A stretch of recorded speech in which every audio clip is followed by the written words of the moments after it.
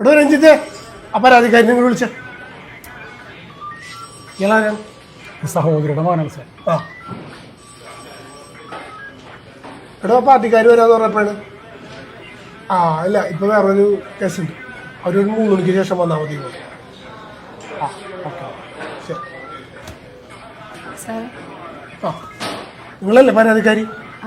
പേരെന്താ പറഞ്ഞത്? മഞ്ജു. ആ ഇരിക്കും.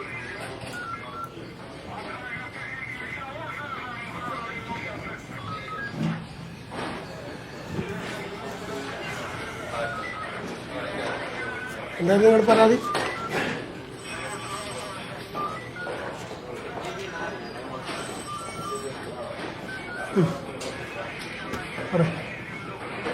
സാറേ 10 വർഷം മുന്നേ ഞങ്ങളുടെ കല്യാണം കഴിഞ്ഞതാണ്. ഇപ്പം 6 മാസമായി ഞങ്ങൾ മ്യൂച്വൽ ഡൈവോഴ്സായിട്ട്. അന്ന് കോടതിയിൽ വെച്ച് ഒരുപാട് നിബന്ധനകൾ വെച്ചിട്ടുണ്ടായിരുന്നു. എൻ്റെ എല്ലാ സാധനങ്ങളും ആൾ തിരിച്ചു തരാമെന്ന് പറഞ്ഞിട്ടുണ്ടായിരുന്നു. കുറേയൊക്കെ തന്നു, പക്ഷെ ഇനിയും ഒരുപാട് സാധനങ്ങൾ അവിടെ നിന്ന് കിട്ടാനുണ്ട്. ഗോൾഡായിട്ടും പിന്നെ സ്ഥലം വിറ്റതിൻ്റെ പൈസ ഒക്കെ ആയിട്ട്. അപ്പോൾ എൻ്റെ പേരിലൊരു മുട്ടുസൂചി പോലും ആളുടെ അടുത്ത് ഉണ്ടാവരുത്. അതെനിക്ക് വാശിയുള്ളൊരു കാര്യമാണ്. സാർ എന്തായാലും അതിന് തീരുമാനം ഉണ്ടായി തരണം. ഇത് പറഞ്ഞൊക്കെ കേട്ടില്ലേ? അതിൽ വല്ല സത്യമുണ്ടോ? നിങ്ങൾക്ക് എന്നിട്ട് പറയാനുള്ളത്? സാറേ, ഞാനൊരു പ്രവാസിയാണ്. 10 വർഷം മുമ്പാണ് ഞങ്ങളുടെ വിവാഹം കഴിയുന്നത്.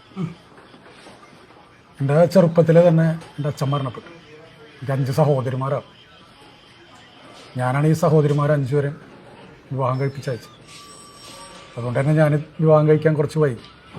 ഞങ്ങൾ തമ്മിൽ ഒരു 10 വയസ്സിൻ്റെ ഡിഫറൻസ് ഉണ്ട് സാർ. കല്യാണം കഴിഞ്ഞ സമയത്ത് വളരെ സന്തോഷകരമായ ജീവിതമായിരുന്നു സാറേ.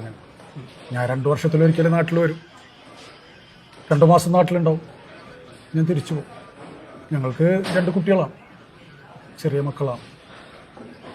ഇതിനിടയിൽ ഇവൾക്കൊരു വലിയ വയ്യായിക വന്നു. ഞാനങ്ങനെ നാട്ടിലെത്തി, ഒരു ട്രീറ്റ്മെൻറ്റ് ചെയ്തു. ഇവൾ ജീവിതത്തിലേക്ക് തിരിച്ചു വന്നു. അതിനിടയിലാണ് സാറേ ഞങ്ങളുടെ ജീവിതം മാറ്റിമറിക്കുന്ന രീതിയിലൊരു സംഭവം. അത് കഴിഞ്ഞ് ഇവള് ഈ നിൽക്കുന്ന ആളുമായിട്ട് ബന്ധം സ്ഥാപിച്ചു. അവിടെ നിന്നാണ് സാറേ ഞങ്ങളുടെ ജീവിതത്തിൻ്റെ താളം തെറ്റുന്നത്. എന്റെ പേരെന്താണ്? രമേശൻ. എന്താ ജോലി? പ്രത്യേകിച്ച് പണിയൊന്നുമില്ല സാറേ. നിങ്ങൾക്ക് എത്ര മക്കളുണ്ട്? 2 3. അതിന്റെ മോനെ നീ പണി കിടക്കണ, നീ എവിടെ മാറിക്കണ? ഇതിക്കുള്ള ഞാൻ തരാം, നേട് കഴിയട്ടെ. ആ പറയും, നിങ്ങൾ പറയും. അതെല്ലാം വിട്ടുകളഞ്ഞേക്ക് സാറേ. അത് ഇവന്റെ കൂടെ പോയപ്പോ എല്ലാം കഴിഞ്ഞു. പക്ഷെ ഇവള് പറഞ്ഞില്ലേ, ഇവളുടെ ഒരു മുട്ടുസൂചി വരെ എൻ്റെ കയ്യിലുണ്ടാവരുത്. എല്ലാം ഞാൻ കൊടുക്കാൻ തയ്യാറാണ് സാറേ, എൻ്റെ എല്ലാ സമ്പാദ്യങ്ങളും. ഇന്നോ നാളെയായിട്ട് സാർ എപ്പോഴാണെന്ന് വെച്ചാൽ പറഞ്ഞു, ഞാനിവിടെ ഹാജരാക്കാൻ തയ്യാറാണ്. പക്ഷെ എനിക്ക് ഏറ്റവും വിലപ്പെട്ട ഒരു സാധനം ഇവളടുത്തുണ്ട് സാറേ, അതെനിക്ക് കിട്ടും. എന്താണ് ഇത്ര വിലപ്പെട്ട സാധനം? എന്താണ് പറയും? സാർ അറിയണം, ഇവൾക്ക് വയ്യാന്ന് പറഞ്ഞ് ഞാൻ ഗൾഫിൽ നിന്ന് ലീവ് എടുത്ത് നാട്ടിലെത്തി. ഇവളെ ഞാൻ ചികിത്സിച്ച്. ഇവളുടെ അസുഖം എന്തായിരുന്നു അറിയോ സാറിന്? ഇവളുടെ 2 കിഡ്നിയും ഫെയിലിയർ ആയിരുന്നു സാറേ. എൻ്റെ ഒരു കിഡ്നി കൊടുത്തിട്ടാണ് ഞാൻ ഇവളുടെ ജീവൻ നിലനിർത്തിയത്.